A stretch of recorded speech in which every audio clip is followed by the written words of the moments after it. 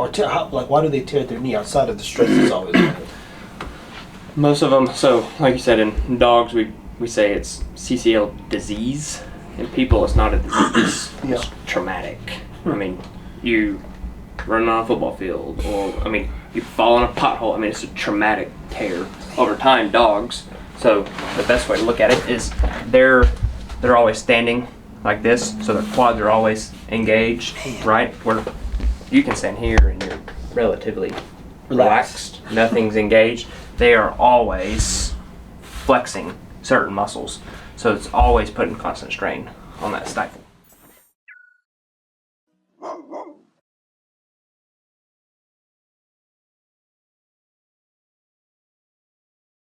Guys, so check this out. TPLO, I've had to do one, and I think we had to do a second knee thing because Gia tore her growth plate, just split her knee. And it's not fun, and 9 out of 10 times you have to get a second surgery, unfortunately. But I talked to a chiropractor back in the day. He gave me a little information. Tadlock now has capabilities to do TPLO. Can we promote it? Yeah. I haven't gotten the equipment in yet, but it's coming like a new movie. So when that movie says coming soon, it's coming soon. Why do most dogs get, why do they tear their knee outside of the stress that's always on it? Most of them, so like you said, in dogs we say it's CCL disease. In people, it's not a disease. It's traumatic. I mean, you run on a football field, or I mean, you fall in a pothole. I mean, it's a traumatic tear over time. Dogs. So the best way to look at it is they're always standing like this, so their quads are always engaged, right? Where you can stand here and you're relatively relaxed. Nothing's engaged. They are always flexing certain muscles, so it's always putting constant strain on that stifle. So over time, it just wear down, and you can still have traumatic tear, hit by a car, or we were running, stepped in a hole, turned. That's, I mean, traumatic. But most dogs is a degeneration of that ligament, and it's why it finally just gives out because they're constantly using it. Even just standing, they're relying on that ligament. That's why them older dogs, they get to tiptoe them for real as they get older like this. Hey, buddy, them knees is going. That's funny because old people's knees go too. Mm-hmm. But that's more arthritic. That's interesting, man. Huh. And there's nothing to prevent it. It's just old age by design.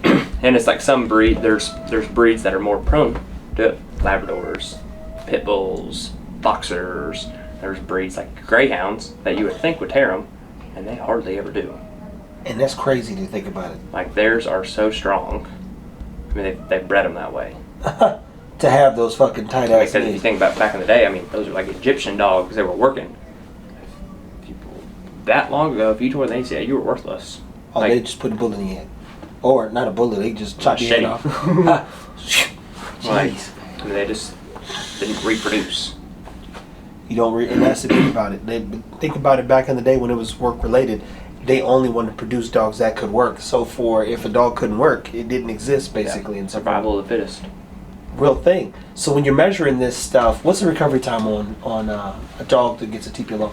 I keep them restrained for at least 8 weeks. 8 weeks? Shit. So because we're relying on the plate, the screws that would be in here, because there would be a cut like on this. There would be a cut like right through here or so. We're relying for the first 4 weeks solely on the plate and the screws until the bone starts healing and forming a callus. At 6 weeks you can radiographically see it, but at 8 weeks it is mostly healed. Yeah. Some dogs have delayed healing, but after that then you're relying on the bone instead of the implant.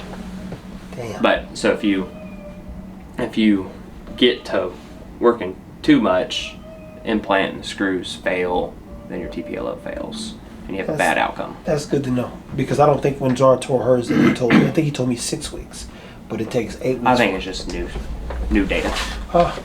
New information that says 8 weeks. And it's going to be a little surgeon preference. And all this goes into, this is like prep work. So you get an x-ray, somebody comes in, you then upload the x-ray to the software and you start prepping how to solve that TPLO. Yep. or knee problem. Now, he's going to walk us through what he's looking at, what happened here, how it broke. Like, so what is the problem with this particular knee? So, torn ACL, been diagnosed. Or in all reality, we're going to assume it's torn because this was a cadaver dog that had a healthy cruciate. So it's uploaded here. This is a measurement calibration ball. We know this is the right leg, so you have femur, patella, tibia, fibula, hock, your lower extremity. So you're going to measure the ball first on this software. So this line is going to go from the center of the hock to the top of the intertibular eminences, a little triangle right there, so that's through the middle of them. Just getting our axes. So then here, zoom in. So you have the tibial plateau angle, is this right here. So we're going to take this to the front of the tibial plateau angle, and this to the back. That says 68.6, so you got a 21.4 out of 90. 21.4 TPA. You're going to take that down to 5 degrees. So then,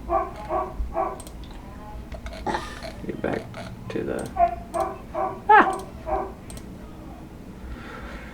we're going to put the saw blade on there. So this will tell us where we're going to cut. So that's a 15 blade. Just jump it up to a 24 and see what happens. And what does the blade determine? So this is measuring, it's a 24 millimeter blade. So this, we're trying to figure out which blade we're actually going to use in surgery. And what are you cutting exactly? The tibia. Oh, so you have to chop down the tibia. All the way through. Oh, shit. So that we can rotate this whole thing. So what we're looking at is where the exit point is, where the point is coming out of here. Let's see what a 21 just looks a little small to me. So if we take it back up to a 24, we can take a couple measurements.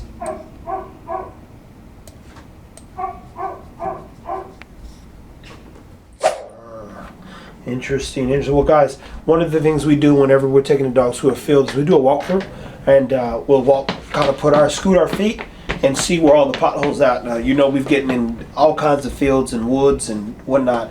We do not, I repeat, do not want to have to deal with another knee surgery. We don't want to deal with 8 weeks of recovery. We don't want to pay that price. And we don't want the dog going through that the best we can, and we do a lot with the dogs. So I would tell you to prevent small things like this, do a walkthrough up and down a hill if you're outside.